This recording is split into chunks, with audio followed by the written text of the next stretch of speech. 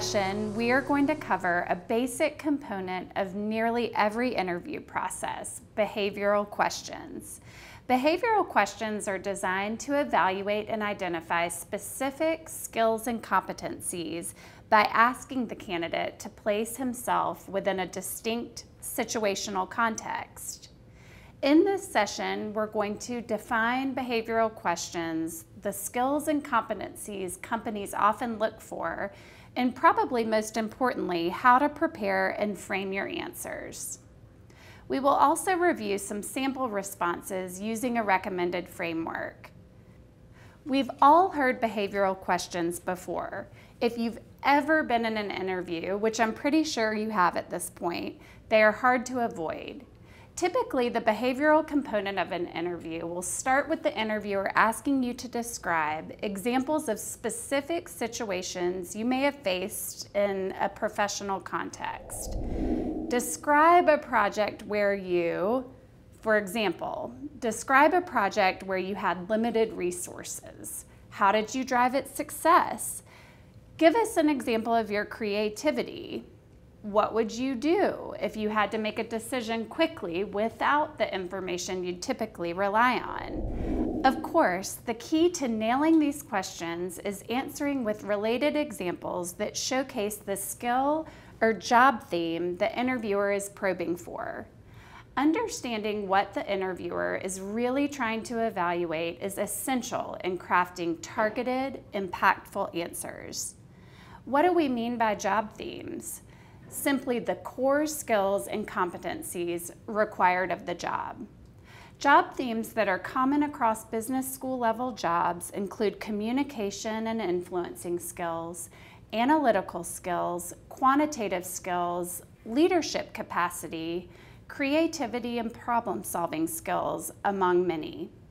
Let's take a look at some classic behavioral interview questions and ask what job themes these questions are meant to probe. Describe the most innovative operational process you've developed. What was your approach to cultivating buy-in from your team? You might first think the interviewer is looking for creativity or innovation. While that's important, he's really probing for influencing skills or communication skills. Tell us about a time you were working on a team, having difficulty meeting its objectives. In this question, the recruiter is looking for leadership and results orientation. What's your personal leadership style, and how do you ensure objectives are met? Give me an example of how your creativity has improved business outcomes. While the result, improved business outcomes, is an important part of this question, the employer is also looking to probe your approach, specifically your analytical skills, creativity, and flair for innovation. What was the biggest challenge you've faced in the past year on the job? The challenge itself is simply the catalyst in this question. The recruiter wants to hear about your resilience, tenacity, and problem-solving skills. Let's take a look at a student answering behavioral questions particularly well. Thanks for coming in today, Trevor.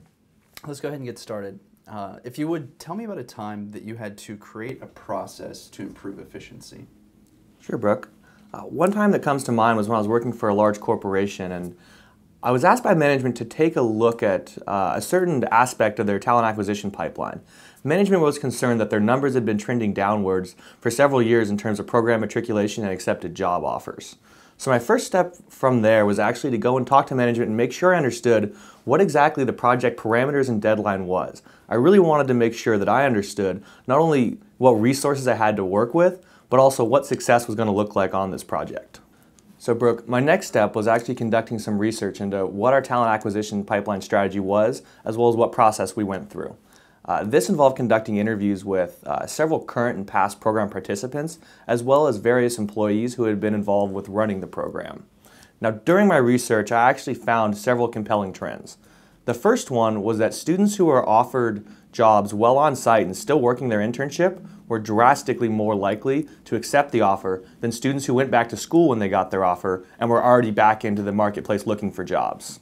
A second trend we discovered was that demand for full-time jobs actually outstripped supply, and that every year management actually had numerous unfilled postings for entry-level positions that our interns weren't filling. When I asked managers about this problem, they said they were having trouble because there was a lot of fluctuation year to year in their needs, and it was hard for them to project headcount out 6 months in advance. This was particularly worrying for us because under the current system, managers actually interviewed and hired all of their own employees. Now, interestingly enough, year-over-year need for interns at the overall office was actually fluctuating very little, and they were able to project overall headcount fairly easily. So with this in mind, I created the recommendation that we have the site leader hire all the interns under one centralized process. She would essentially make a preset number of offers based on the total site needs and put them all under her headcount. Now, this was able to get rid of some of the fluctuation in demand, and we then had managers pull up the intern profile book that we created to look for eligible interns when they had openings and start the interview process from there. The overall result was that we're not only able to fill many more of these unfilled positions, but move our yield rate much closer to 100% because we were able to interview the interns and give them offers on site before they went back to school. What made this answer work so well? He used a simple 3-point framework. First, he headlined or summarized his answer. He gave the recruiter a brief summary of his response, providing structure to his answer. Second, he used the situation, action, result framework to tell an accomplishment story he had prepared for the job theme, innovation. And third, he related his answer back to the opportunity he was interviewing for. Relating his story back to the job that he's interviewing for helps connect the dots for the interviewer, demonstrates that he understands the requirements of the role, and allows the interviewer to actively visualize him in that role. Let's look at another behavioral question. This one's a bit different in that the recruiter will ask it hypothetically. Trevor, what would you do if you were leading a challenging team and then came to realize the team was not meeting its objectives? Well, interestingly enough, Brooke, this actually happened to me several years ago. I was leading a team on a project for a nonprofit and felt like we were going to fall several weeks short of our deadline. After discussing it with our manager, and she agreed that we actually were in fact falling behind, I decided that I needed to take some big steps to change things. The first thing I did was actually called a team meeting to get everybody together. From there, before the meeting, I pulsed a few of the key influencers in the group to try to get their opinions and support going into the meeting. Now, during the meeting, I thought it was really important that we focused on process instead of blame. It wasn't necessarily who was at fault, but rather what we could do to fix things moving forward. So the very first thing we started with was really defining the problem. I thought it was really important that the team understood there was a problem and a need for change before we moved forward. After that, I solicited feedback from our team members to figure out where any potential breakdowns in our process might be. Then we revisited the process map and project map to decide what necessary adjustments need to be made. And then the last thing that our team did was really recommit to the process and deadlines that we had moving forward, and then I scheduled a follow-up meeting with the group so we'd have regular check-ins. So with these new adjustments, we were actually able to finish a week under the deadline and begin moving forward with our next project.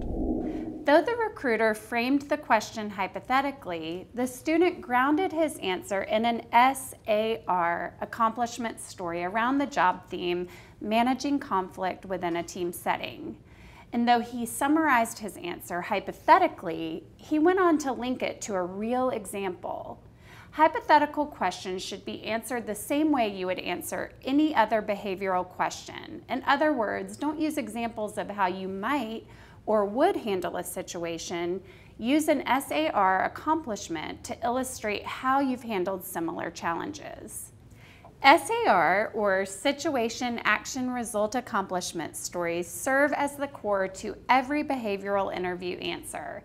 This is the same situation, action, result framework we used in crafting our bullet points on our resumes. First, describe the situation of the circumstances or the scenario you're sharing.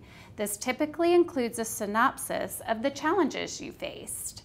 Next, share the action you took to address the situation or challenge, including analysis, resources employed, decisions made, and steps implemented.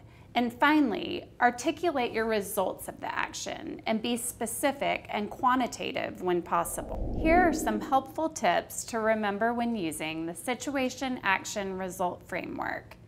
Results are key to behavioral interview questions, but most likely get left out. Think of your results as the punchline of your answer. Quantify your results. Focus on increases in sales, profit, volume or productivity, or decreases in costs and inefficiencies. If you can't quantify your results with data points, message the scope, impact, or relevance of your accomplishment. What was its significance to your organization's mission or your team's success?